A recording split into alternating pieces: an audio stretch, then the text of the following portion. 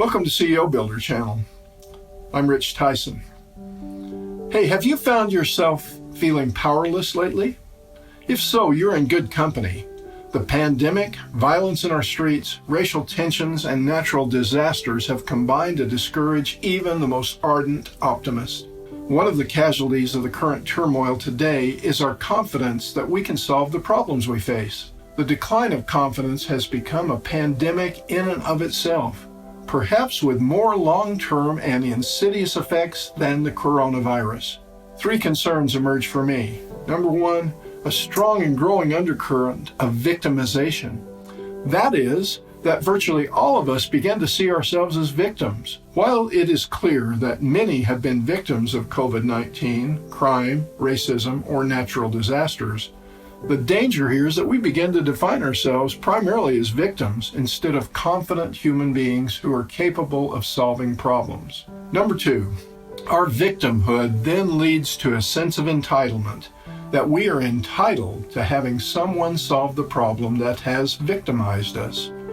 In terms of the old maxim, we want to be fed a fish, not learn how to catch the fish for ourselves. Entitlement robs us of our adulthood, returning us to being dependent on others who metaphorically stand in as our parents. During the pandemic, governmental entitlement has grown to its highest level in history. As Americans, we have come to expect that the government will keep us alive. While we have reason to be grateful for governmental intervention in our economy, we should recognize that we cannot look to them always to bail us out. Entitlement is a counterfeit insurance policy, one that should never replace self-reliance and hard work. Number three, by handing off our problems to others, we surrender our right, responsibility, and accountability for solving them. This may sound somewhat attractive, but in the end, it is a worst-case scenario. By our lack of participation in defining and solving our problems, our buy-in and support for solutions is inevitably quite shallow. We feel little responsibility for helping make things work, and when they don't, as often is the case, we revert back to being a victim.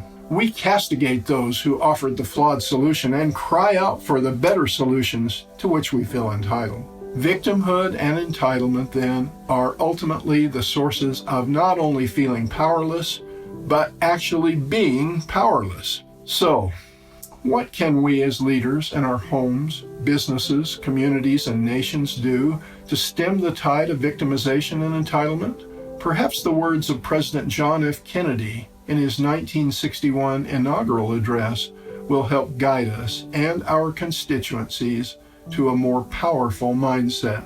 He concluded his speech with these words. And so, my fellow Americans, ask not what your country can do for you, ask what you can do for your country.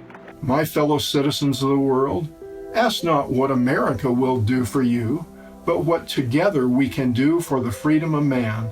Finally, whether you are citizens of America or citizens of the world, ask of us the same high standards of strength and sacrifice which we ask of you. With a good conscience, our only sure reward, with history the final judge of our deeds, let us go forth to lead the land we love, asking His blessing and His help, but knowing that here on earth, God's work must truly be our own. President Kennedy's words dispelled the notion of victimhood or entitlement.